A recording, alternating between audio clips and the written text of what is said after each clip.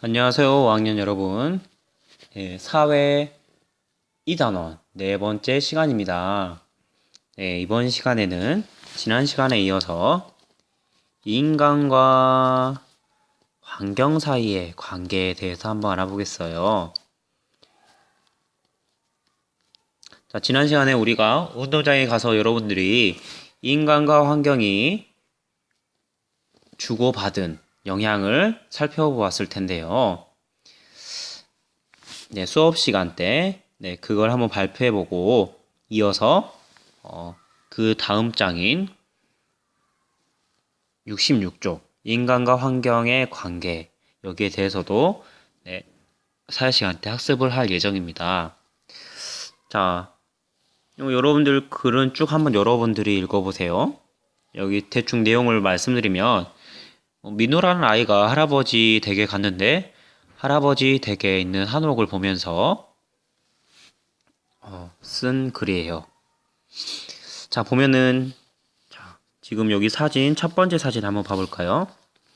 자, 첫 번째 사진을 보면은 자, 여기가 어딘가요? 그래요. 한옥입니다. 한옥에 있는 대청이라는 곳이에요. 자, 대청이 한번 무엇인지 살펴볼까요? 자, 대청은 한옥에서 바닷가의 사이에 빈 공간을 두고 나무를 깔아 만든 방과 방 사이의 큰 마루를 보고 대청이라고 합니다. 자, 대청이 깔린 곳에 한번 여러분들 누워봤나요?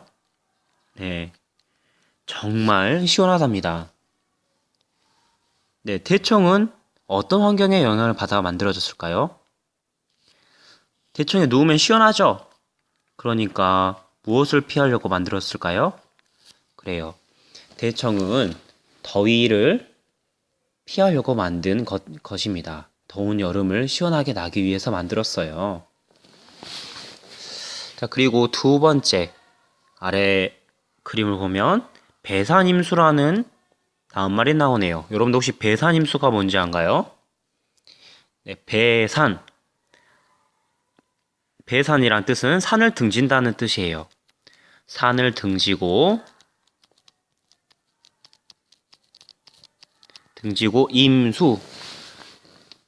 임수는 무슨 뜻일까요? 네. 임수는 앞쪽에 물이 있다는 뜻이에요.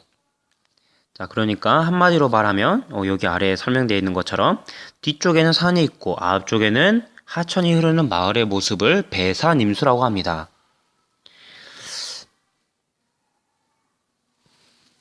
자, 여기 사진에서도 보듯이 뒤에 산이 있죠. 뒤에 산이 있고 여기에 마을이 있네요. 마을이 있고 앞에는 뭐가 흘러요? 그래요. 강이 흐르고 있습니다. 왜 이런 곳에 마을을 이렇게 두었을까요? 자, 여러분들 한번 생각해 볼까요?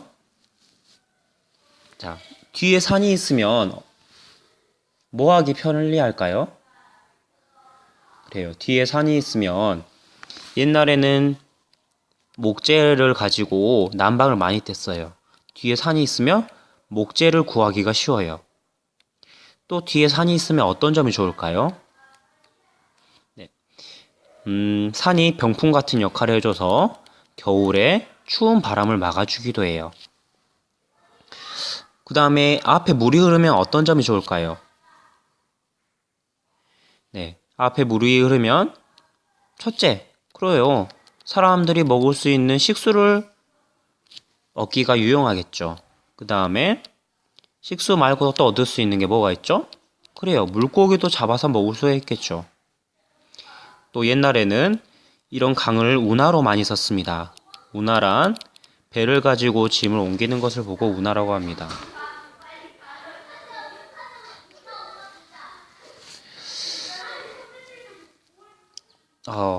옆에 후배들 소리가 많이 나네요. 자, 이렇게 옛날 우리 조상들은 자연을 이렇게 이용하면서 살았습니다. 자연을 이용도 하기도 하고 또 자연에 적응하면서 살기도 했어요. 이렇게 대청마루 같이 더운 여름을 피하기 위해 대청을 만든다든지 자, 그럼 오늘날에는 어떻게 자연 환경에 영향을 주고 영향을 받고 있을까? 그 예로 새만금 간척지가 나오네요. 새만금 간척지는 자, 이렇게 바닷가에 갯벌이 있어요. 우리 서해안에 갯벌이 많다고 했잖아요. 이 갯벌을 앞에 돌들로 이 갯벌을 막아요. 그 다음에 이 돌들로 여기 갯벌 앞을 막아 놓으면 바닷물이 못 들어오겠죠. 그러면 여기 갯벌에다가 이제 흙을 퍼 나르는 거예요. 흙을 열심히 퍼 나르면 여기가 땅이 됩니다. 이런 것을 보고 간척지라고 하는데요. 새만금 간척지는 우리나라 간척지 중에 가장 넓은 간척지 중 하나예요. 이렇게 인간은 부족한 땅을 얻기 위해서 자연을 이렇게 적극적으로 개발하기도 합니다. 또한 간척지 말고 또 인간이 자연을 적극적으로 개발한 예를 살펴보면은 안동댐, 댐이 있어요. 자, 왜 댐을 만들까요? 혹시 여러분들 가뭄을 겪어봤나요? 가뭄은 물이 없어서 땅이 쩍쩍 갈라진 걸 보고 가뭄이라 하죠. 그래요. 이런 부족한 물을 미리 저장하기 위해 댐을 만들기도 하고요. 또한 여름이면 홍수가 나죠. 홍수는 비가 너무 많이 와서 물이 넘쳐날 때 홍수가 납니다. 하지만 이렇게 물을 저장해 놓을 곳이 있다면은 그 많은 물들을 여기에 저장함으로 인해서 홍수도 막을 수가 있어요. 이렇게 물을 조정하기 위해서 사람들은 댐을 만들기도 합니다.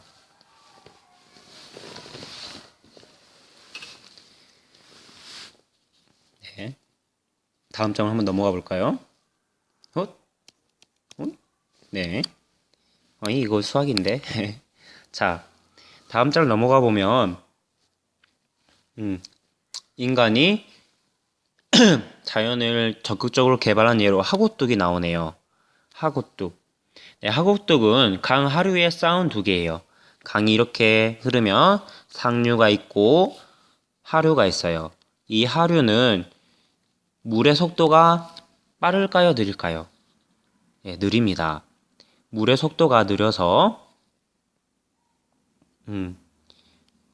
둑을 만들기가 쉬운데요. 이렇게 둑을 만들어서 바닷물이 강으로 들어오는 것을 막고 또 강물의 양도 조절하려고 이렇게 둑을 만들기도 합니다. 둑 위로는 여러분들 보시다시피 이렇게 도로를 놓을 수도 있어요. 그래서 자동차가 다닐 수 있는 다리가 되기도 하죠. 하지만 이게 둑이 생기면은 물이 많이 이렇게 모이게 되는데 물이 많이 모이게 되면은 강물의 속도가 느려져서 환경이 오염될 수 있습니다. 하지만 반면에 이 많이 모인 물을 가지고 이렇게 옆에 수로를 내서 농업용수로 쓰일 수도 있어요. 인간이 만든 하구뚝은 하천 주변의 환경을 이렇게 변화시키기도 하고요. 변화된 환경은 인간에게 새로운 삶의 터전이 되기도 합니다. 이렇게 인간과 환경은 서로 영향을 주고받으며 살고요. 하지만 이런 영향을 주고받는데 중요한 거는 균형을 유지하는 것이 무엇보다 중요합니다. 너무 개발하게 돼서 자연이 파괴되게 된다면 인간은 그 속에서 살 수가 없겠죠. 자, 이제 주제 마무리. 자, 민호가 가족과 함께 공원에 놀러 갔다가 키를 잃어버렸습니다. 환경에 대하여 바르게 이야기하는 사람들이 가진 글자를 안 보이네. 보면 부모님에 대한 힌트를 얻을 수 있대요. 자, 여러분들 바르게 말하는 사람을 찾아보세요. 예를 들면 장이라는 글자를 가진 사람의 말을 봐볼까요? 자연환경은 아무리 개발해도 절대 파괴되지 않습니다. 맞습니까? 틀립니까? 그렇죠. 개발하면 파괴되겠죠. 틀린 거겠죠? 그럼 장은 아니겠네요. 네, 이렇게 여러 가지 글자 중에 한번 맞는 글자를 찾아보세요. 네, 사회부장은 이걸 가지고 OX 문제를 만들어도 좋겠죠. 방금 같은 경우는 자연환경은 아무리 개발해도 절대 파괴되지 않습니다. O일까요? X일까요? 하고 물어보면 네, X라고 대답하면 정답이겠죠? 네, 사회부장을 위해서 선생님이 문제를 하나 더 만들게요. 네, 하나만 더 해봅시다. 다양한 환경이 서로 영향을 주고받는 범위는 매우 넓습니다. O일까요? X일까요? 그렇죠. O죠. 자, 우리 중국의 황사의 예를 들었죠. 수업 시간 때. 중국의 황사는 중국에서 발생한 것이지만 어디까지 영향을 미치고 있어요? 우리나라에까지 영향을 미치고 있죠. 그렇기 때문에 매우 넓습니다. 정답은 O. 선생님 한 문제, 두 문제 냈습니다. 네, 사회부장 참고해 주세요. 자, 이상입니다. 여러분들 즐거운 저녁 되세요.